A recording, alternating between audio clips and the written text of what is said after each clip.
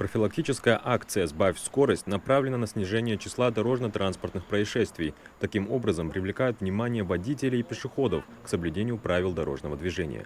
Волонтеры и сотрудники ГИБДД активно распространяют специально подготовленные информационные буклеты с важными советами и призывами к ответственности на дорогах. Данной акции есть «Сбавь скорость». Некоторые чертик ходовыш, ремень над молодой, пешеходы, как будто бы. Многие водители поддерживают эту инициативу и сами призывают коллег на дорогах быть дисциплинированными, соблюдать ПДД и снижать скорость. Их солидарность с сотрудниками госавтоинспекции говорит о том, что культура безопасности становится общей задачей всех участников движения.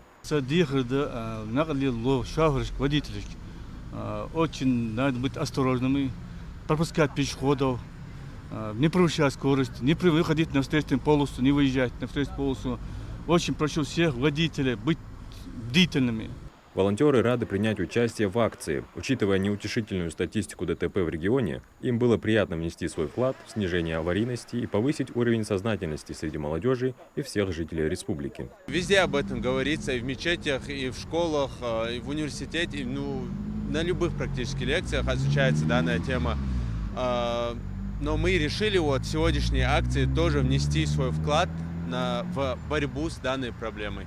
Совместные усилия государственных служб и общественных организаций помогают формировать культуру безопасности и повышать уровень сознательности жителей республики. Сегодня в ходе акции мы призвали водителей к соблюдению скоростного режима, к проявлению осторожности у пешеходных переходов, чтобы они были бдительными вблизи детских учреждений, школ, детских садов и соблюдали правила дорожного движения.